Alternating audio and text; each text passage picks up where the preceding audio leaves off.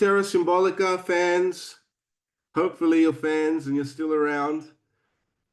Please like, share, and subscribe. It's my great pleasure and privilege to introduce to you, for those who don't know him, Dean Kalymniou, Konstantinos Kalymnios, who is a Melbourne-based lawyer. That's what I like to say he moonlights as, because actually he's an unsurpassed man of letters who's published several volumes of poetry in Greek, bilingual Greek and English children's books, short stories and plays. One of his plays, it might be more than one, it's two actually, does the rounds in Greece and Australia. It's been a real privilege of my life to know Dean and to be friends with Dean. Honestly, we have such stimulating conversations. Usually every week on the phone, because I'm Sydney based, he's Melbourne based. So we try to catch up when we can. And Dean, thank you for joining me on Terra Symbolica. Well, thank you for inviting me. It's an immense honor. The purpose of our conversation tonight, well, you and I will do our labyrinthine moves here and there, but it's to discuss your latest children's book. Well, it's more for adolescents, this book, I guess, although, you could still read it to children. The Librarian of Cappadocia, published by Bonfire Books, our friend Lucas Smith, who runs that very good Australian-based publishing house. Last year, you published it last year. It was my great pleasure to look at the prose of this and to connect you with Lucas. I've read it 3 times now. I love it because I love your work. And I think the last time I read it out loud to my wife today while she was cooking is the first time I approximated towards really understanding it, although maybe we'll discuss it. Tell me about this book and what the inspiration was to write it, The Librarian of Cappadocia, Dean. Oh, that's very easy. It started off as a bedtime story for my daughter when she was young. And I would have to come up with the goods every night. You know this, having 2 lovely daughters of your own. And the guts of the story um, just appeared out of nowhere while I was racking my brains to come up with something to say for a bedtime tale. But there were a few inspirations. One was The Story of the Selfish Giant by Oscar Wilde, which is one of the most beautiful children's stories I've ever read. And the passion, the feeling, but also that beautiful English that Oscar Wilde employed as his tool are things that have greatly influenced me and have inspired me in my own writing, because I feel that in an age where the aesthetic and the sense of the aesthetic is a strange one, and where beauty in the postmodern world is not just subjective, but its existence itself is questioned, and whether it is a virtue or not. These are concepts that I often play around with. I wanted to write a children's story that was beautiful, that was spiritual, and I wanted it grounded in my own people's ecclesiastical tradition. And these 3 elements, having been woven together, produced, I think, this book. And you do the latter in a way that makes it somehow, because it's subtle, it's accessible to, I mean, somebody who comes from within the ecclesiastical tradition, namely Greek Orthodoxy, will pick it up immediately. But somebody who's reading it from without will perhaps read the suggestions that you make, which are more emphatically Christian, in an archetypal or perhaps psychological way as well. Yeah, I love it. I remember your first book, Sumela and the Magic Kemenche, which I think was published 4 years ago now. It would have been, yeah, 21. It would have been. And that was a very emotional book because of the heavy themes of genocide and a young girl escaping that, again with religious overtones. the protection of the Mother of God and the saints guiding this girl away from danger. That one emotionally resonated with me, with my wife, with those whom I know who have read it. This one does too, but this one speaks, I think, to another kind of general, let's say, phenomenon, the inertia experienced by people as they age, the crankiness, the selfishness, the narcissism. We're going to talk about the plot, obviously, imminently. But what I realized as I read the first chapter again is that your book about a librarian, an old monk in Cappadocia who's guarding all of these books that are kind of tucked away and haphazardly, let's say, stacked within the labyrinthine subterranean caverns inside of those fairy castles, they call them, those stalactite-like mountainous structures that are so famous in Cappadocia. We'll talk more about that. But I realize the hermeneutical key, I think, to understanding your book is in the first chapter. And what is it that you address in the first chapter? Well, it's a legend of giants. And my understanding, well, how do you make these fairy chimneys of Cappadocia relevant? So I create a bit of a mythology. There's a bit of a backstory there, and that they're not actually geological formations, but they are petrified giants. And giants in all mythologies, generally not so good. Yeah. You can have the giants from the Old Testament, who are the Nephilim, with all the connotations that are implied by them. You have the giants of Greek and other mythologies, who are elemental creatures, very potent creatures, but blinded by their own arrogance and blinded by their own power. And these giants end up becoming petrified because what they seek to do is take too much and deny the weak and the vulnerable the resources and their place in the sun. So that's the backstory. That's why this book is set, this parable, if you like, is set in that lunar landscape of Cappadocia. But as I say, these are the petrified remains of arrogance and narcissism. And yes, that is the key. Wonderful. I get a smattering of Tolkien coming through as well, The Hobbit, of course. That's unavoidable. That's unavoidable. Unavoidable. Massive fan. It's unavoidable. I know you're a massive fan. We share that love of Tolkien. Now, tell us a little bit about the landscape of Cappadocia and its relevance, both for the kind of ecclesiastical overtones in the story, but also culturally as well. Well, Cappadocia is in the middle of Asia Minor. It is the birthplace of some very important fathers of the Christian church, Cappadocian fathers, Basil, for example, very important, St. John Chrysostom, and then you have the Nazianzos as well. So these are important theologians in the early Christian tradition. But not only that, it's a place of refuge.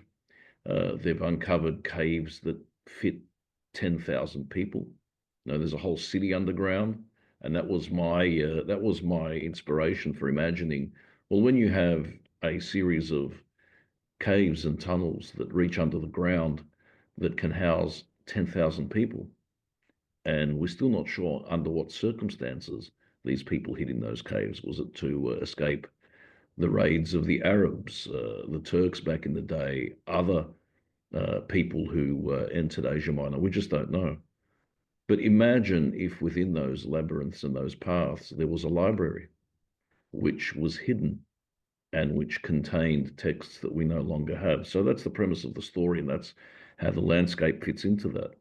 I imagine a landscape which is forgotten, cities that have been abandoned, people for whom these cities were important but who no longer exist. And what happens to a person's attachment to place when the people that give that context no longer exist. So my monk, who is the last person who lives in these caves, and as you say, is guarding this library, is the last of his kind in that place. So automatically you think, yes, connection to place, tenuous, decontextualized in a way, because the only thing that he understands is his mission, which is to guard the library and search for one particular book, which in the text is supposed to contain the ultimate truth. So, and in doing that, he traverses these subterranean galleries, twists and turns, which are also the twists and turns of one's mind, one's line of inquiry, one's spiritual path, the inclines, the declines. It maps a psychological, I think, phenomenon and a spiritual phenomenon. And there is that journey which is taking place along with the unfolding of the plot. So yes, it's a very important landscape. We have, and the archaeologists have found a number of churches preserved within the caves, and they're very important sites of pilgrimage and tourism as well. But it's also a place where the chthonic, if you like, touches the divine. Even today, in a desacralized society, symbolized by one of the most famous gimmicks, tourist gimmicks of the place, which is the hot air balloons. You know, you can go there and you can rise above that landscape in a hot air balloon and view it from above, as the giants would have, soaring above all of us mere mortals back in the day. Yeah, that's the token image, right? The hot air balloon above the Absolutely, absolutely. These days, that's what you associate the place with. my mind went to because Cappadocia is part of would you say northeastern Anatolia in Asia I Minor? would put, no, no, no. I would put it sort of Is it more just central? off center, just off Just off center. center. Yeah, It's just south of the Black Sea. a Um, bit further down. So around about Konya and these places. it's a liminal space in itself, as you say, because it's been occupied by consecutive civilizations throughout. Absolutely, And Byzantium, perhaps the tail end of the Byzantine Empire, is where I envisaged, as somebody who's something of a Byzantinist, let's say, some time, let's say, where I envisage your monk living, for example, around about the cusp of the Battle of Manzikert in 1071, or something like that. One of the last inhabitants of that region before the Seljuks come in and occupy it.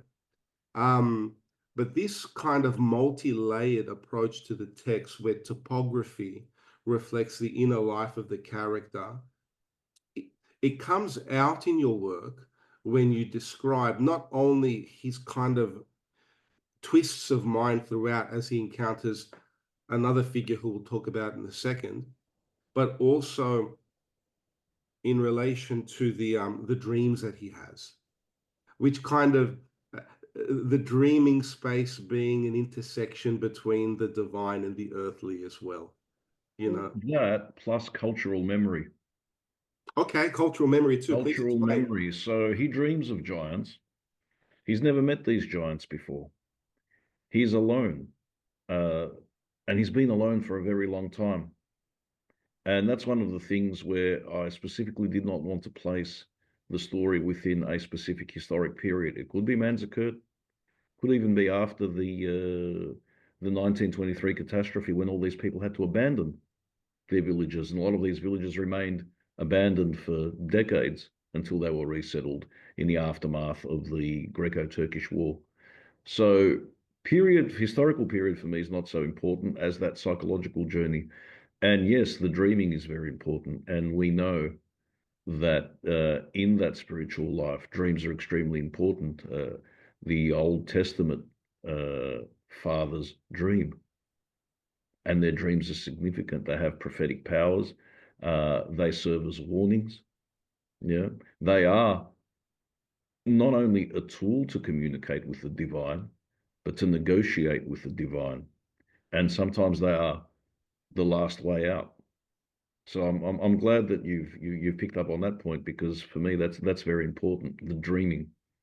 Oh, well, it's fascinating because the dreams become more and more intense as the story progresses. From what I recall, he has three dreams, catalyzed at the beginning of the book by a figure who appears in the, let's say, the prefatory myth or folk tale that then conditions what happens. And this figure is a young blonde-haired boy with big brown eyes.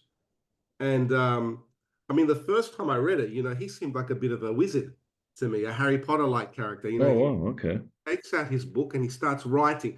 Well, I was trying to envisage, I mean, I didn't know what the book was about the first time I read it. Obviously, I know that, spoiler alert, 1, 2, 3, it's Jesus. Um, but there's this interesting, let's say, intervention that he makes when these tall, oppressive giants, the status quo, the narcissistic status quo, its power, its hubris, right? Obfuscating, let's say, the sky and not allowing anything to grow beneath them. Very powerful metaphor, Dean. I love And inhibiting illumination. They block out the sun. it. That's very important. They do not allow you not only to grow, but they do not allow you to see the divine light. Blind obedience to these figures who have abrogated to themselves the right to determine the lives of others Mm. is a form, if you like, of anti-life. It replaces life. It goes against vitality. So that's an important thing that as well.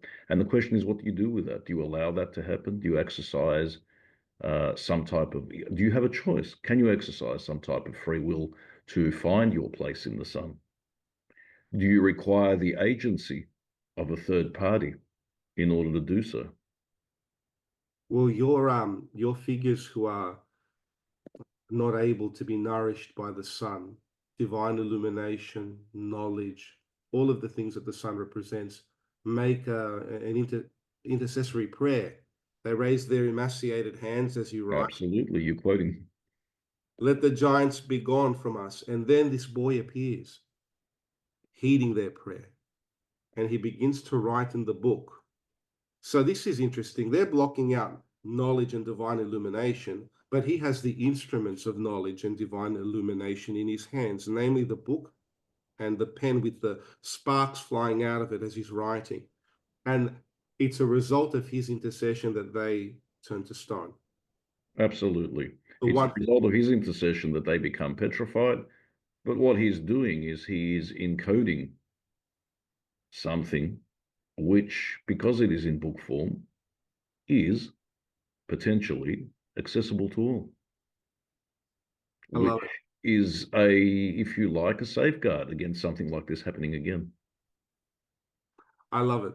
Because if you take, I mean, it's disclosed gradually that this child is Jesus. He appears holding a lamb, and of course, Christ is both described as the Lamb of God who takes away the sins of the world because of his, depending on which gospel you're looking at, his slaughter, let's say his crucifixion at the time that the Passover lambs were being killed, or and in addition to that, he shifts the emphasis away from the Passover meal, which commemorated the passing over of death over the households of the That's Israelites right. Yeah. enslaved in Egypt by virtue of the lamb's blood slain, painted on the doors, right? So that's commemorated every year, and with the killing of the lambs and with the partaking of the Passover meal, when Jesus partakes in the Passover meal during the Last Supper or the mystical supper, he shifts the significance away from the lamb's blood on the wooden doors as a protection from death to his own blood, which will be shed on the cross as protecting us all from death, and that we can participate in that. That's why he says, "Take this wine, this is my blood," etc. So there's all of that bound up in the child holding the lamb, in a sense, right? Plus, the lamb is the good shepherd, and he's a shepherd boy. At least that's the way that the monk identifies him. Yes. But progressively, as the monk, having been given an exhortation by a figure, we don't know who this figure is, who told him when he was a boy, within the belly of these giants, these petrified giants. So topographically, he's within them, and that's Yes, he is. symbolically very Yeah. significant, because being within them, he becomes like them, the one who wants to usurp all the knowledge for himself. He's given an exhortation to find this one book that holds the knowledge of all things, and not just written knowledge, but also cosmic knowledge. I think you make that clear later on when the words appear on the giants during one of the monks' dreams, that this knowledge touches nature and it touches books and everything else. Um, who is this person who exhorts the monk, now elderly, but when he's a young boy, to find the one book? I can't answer that question. And it's important that I don't answer that question, because the whole idea is, yes, here is a person who is born in the sense that he is ensconced within, if you like, the petrified womb of the giants. And you may say that he is not yet born because he has never escaped from that cave. He has never had the desire to be born, or if you like, reborn. And here we venture into the epistles of Paul. Yeah. So where he got that injunction from, how he got that injunction, for me, we can speculate, but it is important, in my opinion, that we don't know. That's for him. I mean, he may not have gotten that injunction from anyone. I mean, we don't know whether, as you go along a certain path and as you reassess your mission statement every so often, there are many myths that you tell yourself that validate what you're trying to do. Oh So yeah, is it a myth? Is it a reality? I don't know. I can't answer that question. I'm not the monk. Only he can answer that question. I love it. I love it. And what Or, happens? or was he given by some vanished ancestor? Was he put on some path by some people that have now vanished that he can't put his finger on because he can barely remember them, as the book says? And has that got to do with a lineage of knowledge and of searching that transcends the ages, and which we sometimes lose track of, but it's always there as an undercurrent? It is like what does Elite say about the boulders on the shoulder, lifting it up like Atlas kind of thing. Yeah, and also Sephetis, who says, I woke up with this marble Sephetis, statue in my hands and it's bearing me down and I can't deal with it. yeah, So there are those elements. there are those elements. Okay. Well, we've left it enigmatic. We're not going to identify him. And there are multiple registers with which to read that passing on of traditio in a literal sense, or paradosis, Yes, yes, yes. giving over of an injunction to look for this one book. But as the monk is preoccupied with looking for the book, he hears a gentle rapping and a tapping at his chamber door to evoke Edgar Allan Poe.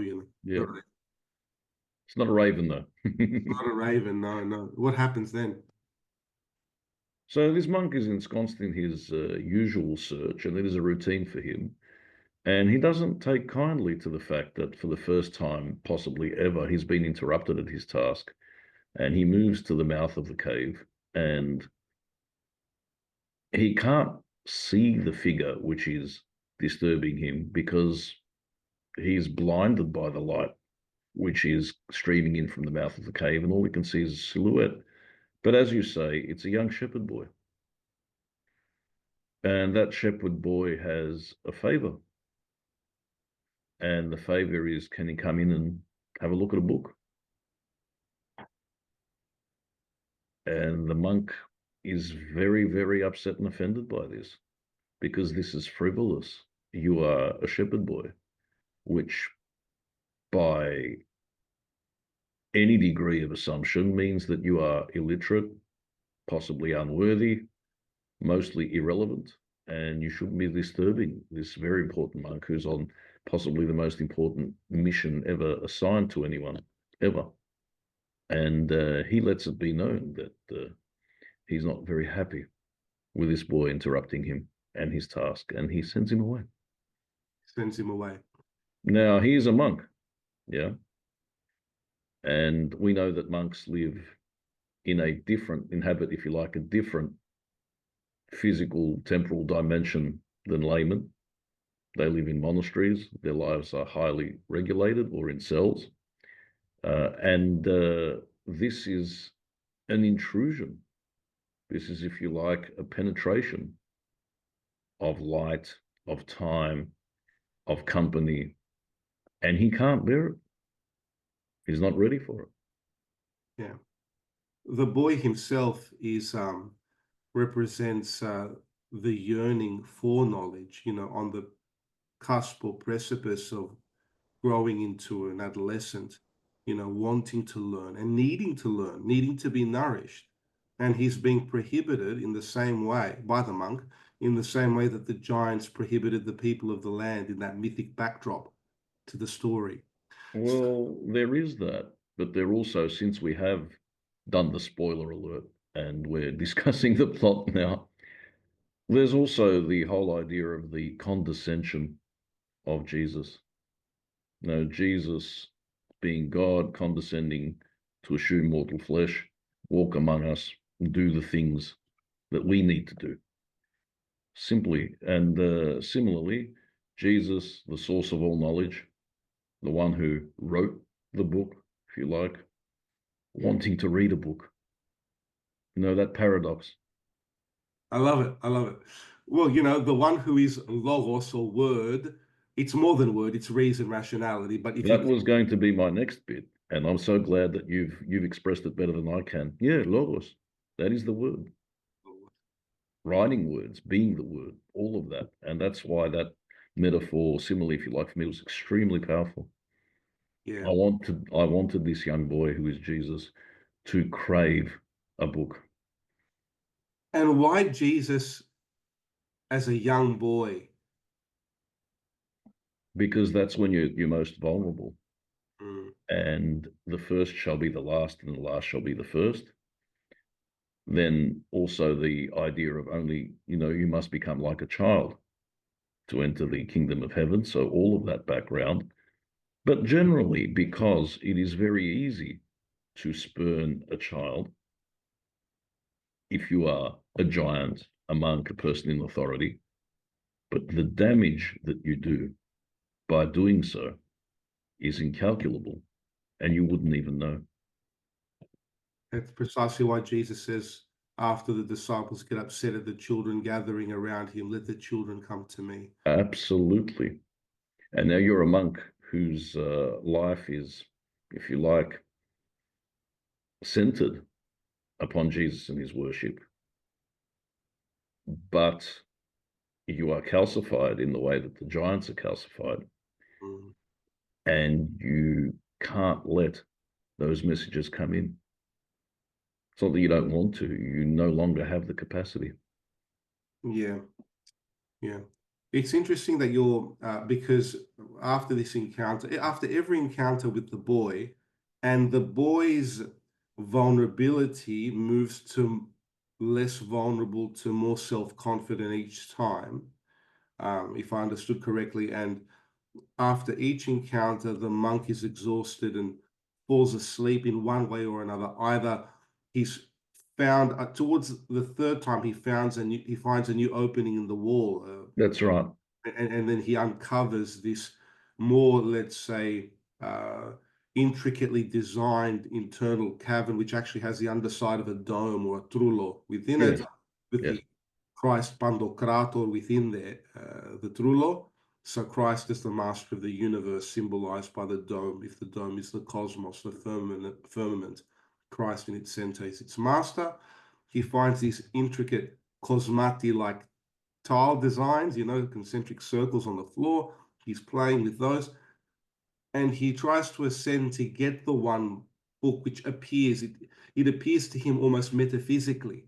But before we describe that scene, because that's towards the end of the book, I want to return to the image of the boy whose appearance becomes more and more brilliant in a dazzling light, and whose hair becomes white at the very end, without disclosing exactly what happens at the end.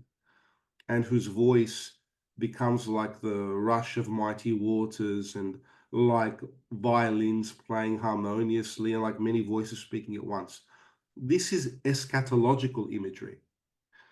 And another spoiler alert, as this imagery intensifies, let's say, in a way that culminates towards the monk's eventual demise, let's say, it's like his own personal eschaton with the Christ who might be appearing as a young boy, but is really, because he's changing size, isn't he, towards the end? He's doing all sorts of things which are consistent with hagiographical representations of saints seeing Christ either in this very life, but whenever they see him, they've got one foot in this life and the next when they do. Uh, the Christ whom we depict as a 33-year-old, undertaking various, let's say, miracles, or, on the cross or resurrected, or as Pantocrator, there's flexibility in the way he discloses himself, sometimes as a child, sometimes as a giant with white hair and light shining out of him in the book of Revelation in the first chapter. So did you do that consciously? Kind of Yes, this that was a imagery into conscious decision. It's a conscious decision which works on many levels. One is Christ compelling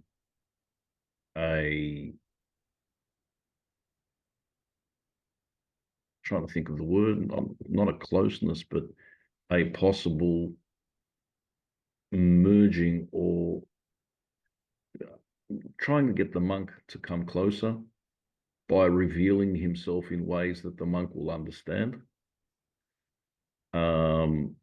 Very conscious of the imagery in the book of Revelation and in the book of Daniel, because the whole idea is that, yes, it is eschatological.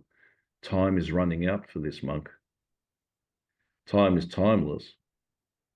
And here is, if you are the deity, but time is running out for this mortal who has never before considered the eschaton, and now is compelled to do so without realizing it in the beginning, because he's so focused on his task, which is an important task, but he doesn't understand the significance of that task. All he understands is that he must do it. The knowledge is not there, the illumination is not there, and the spiritual dimension which will allow him to see what is before him and to be able to bear it is not yet there.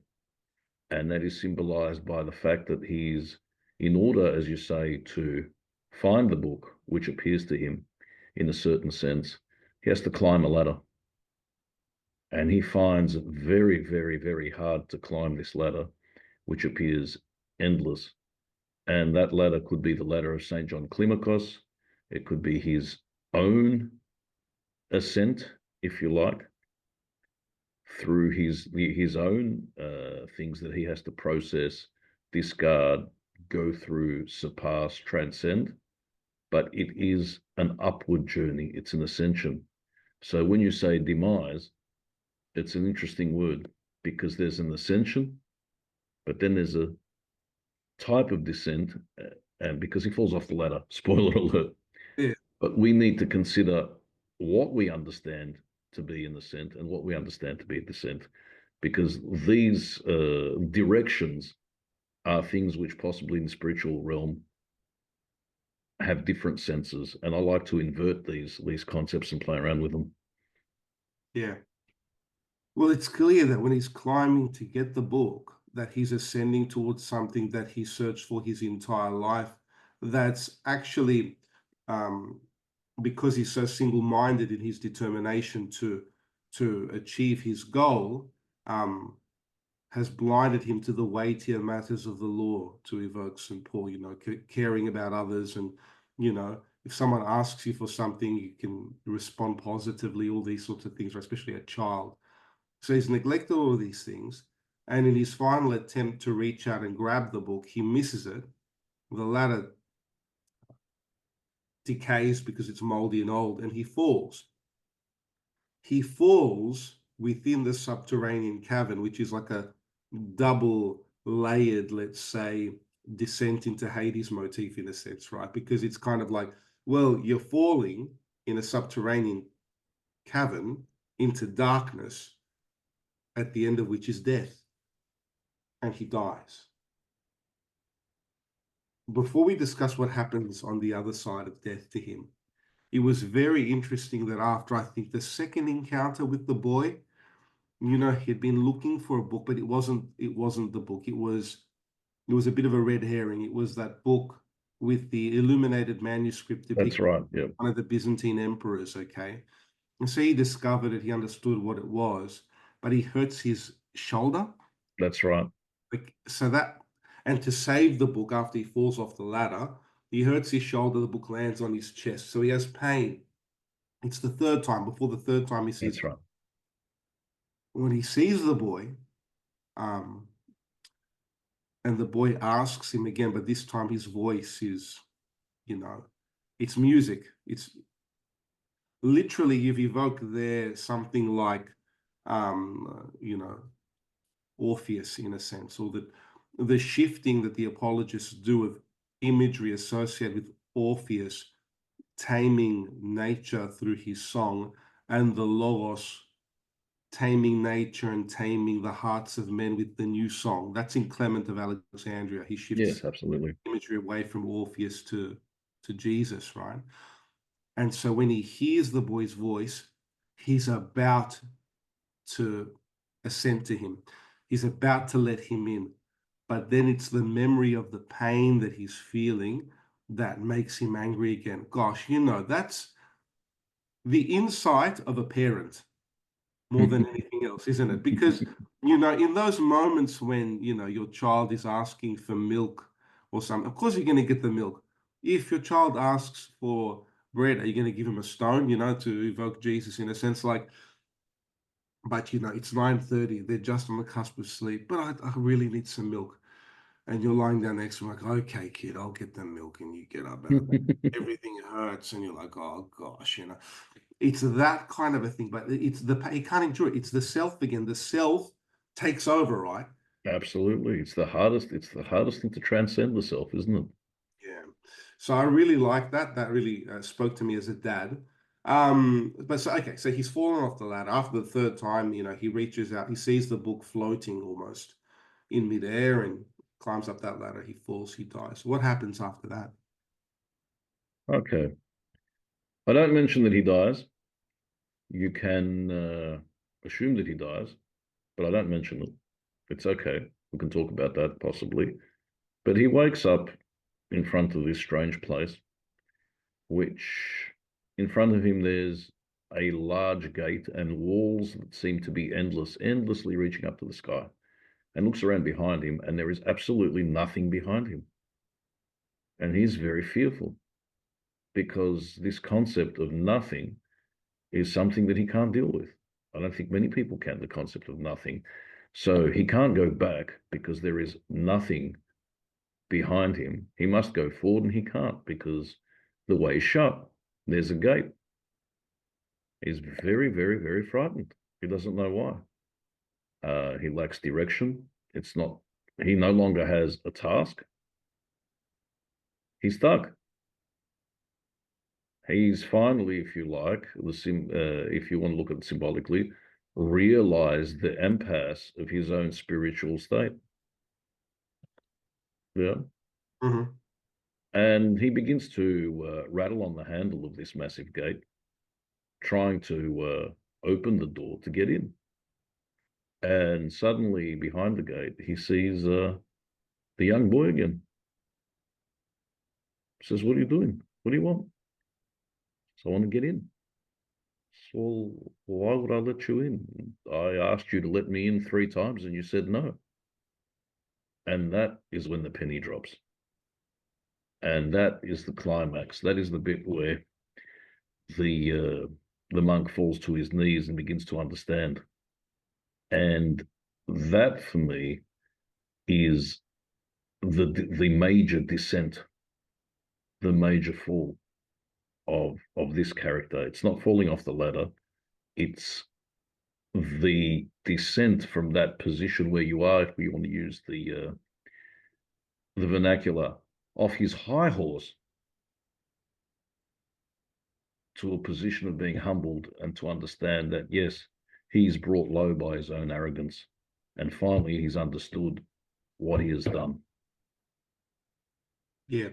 Can I read a little bit from Absolutely, please do.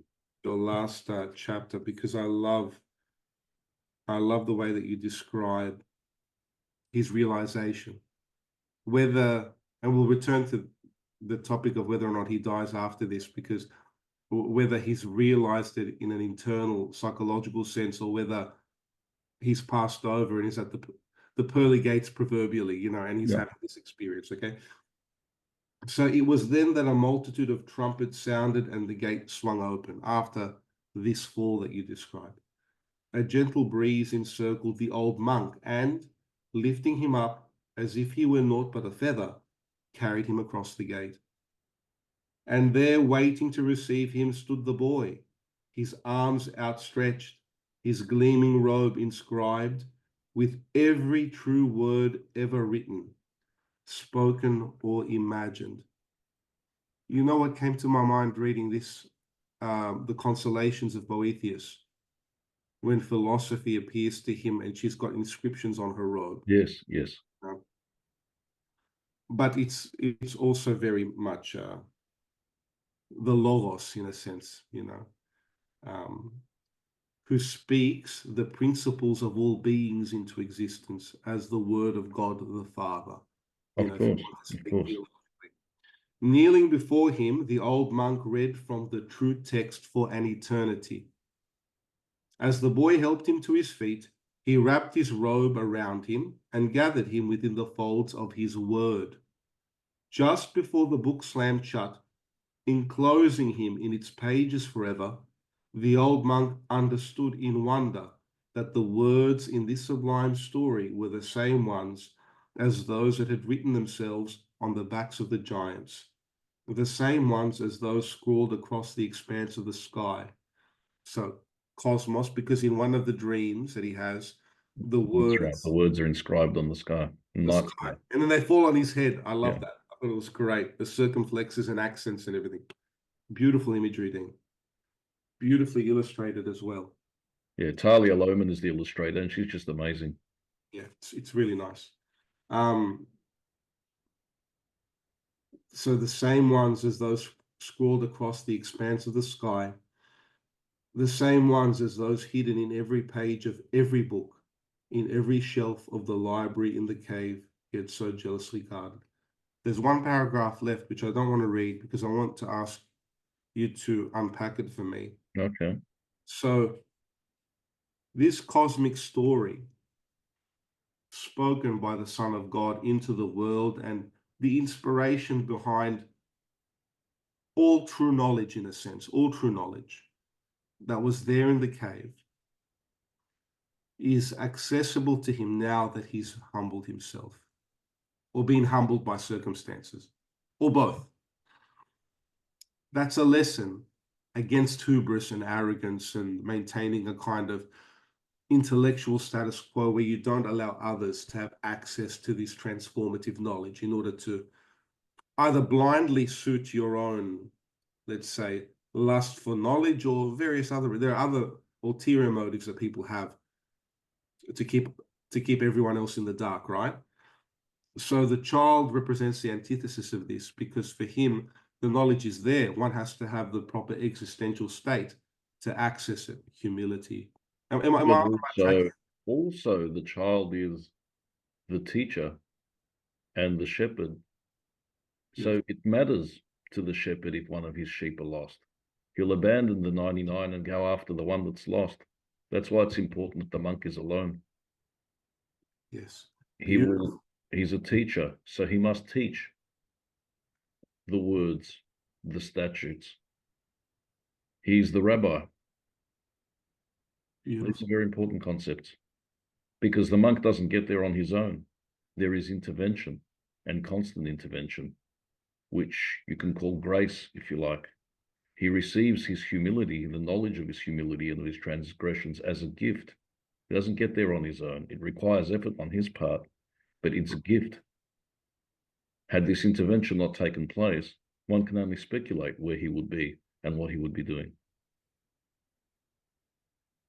Beautiful, Dean. Very nice. Then there's this last paragraph, and I want you to explain it to me because I had trouble. My wife and I were discussing, trying to make sense of it. And then it returns to the scene that we've been exploring. And somewhere deep inside that labyrinth of caves, the one book that commands the elements, cosmic, I love all of that, and Neo-Pythagorean in a sense, because Possibly. earlier, the cones and the geometry, in one of the books he picks up. Well, you know that I come from the island of Pythagoras. I come from the island of Samos. So there you go. There you go. Cosmic affinity with the ancient philosopher. Genetic memory or something being passed through. Possibly. So that commands the elements, the one that has the power to bind and unbind. I love that too. Matthew's gospel, binding, unbinding, given by Christ to the church. The one that encloses within its pages the meaning of all lies hidden, waiting for a monk to open its pages so that the giants may stretch their legs and read once more. Could you explain that last line? So that the giants may stretch their legs and read once more. Okay. We're talking about possibly an apokatastasis of the world, a world in which transgressors are eventually redeemed. But the fact that the search for the one book doesn't end with the monk, but is perennial, speaks to certain aspects of the human condition which are diachronic, they never change. So this is an ongoing, repetitive process. Now, whether it's repeating itself in a historical, in a temporal sphere, or whether it's individual or psychological to each person who will embark upon this path, my argument would be that that refers to being on a search, on a path for a search for this illumination, is something that, in this process, through that type of grace and suffering and knowledge, could possibly redeem the world. Okay. Or at least redeem our memories of that world. Okay. That's one interpretation. That's one way to read the fact that this journey may be experienced again and again and again by people throughout the world. And that, for example, when it says that the giants may stretch their legs and read once more, could be a reflection of the fact that somebody is ossifying somewhere and needs to be woken up to look for the one book. That's the way I read it. So in praying for the souls of the dead, you say, well, these people had their time on earth and they've had their time to repent, reflect. So why are you doing that? But we do it anyway.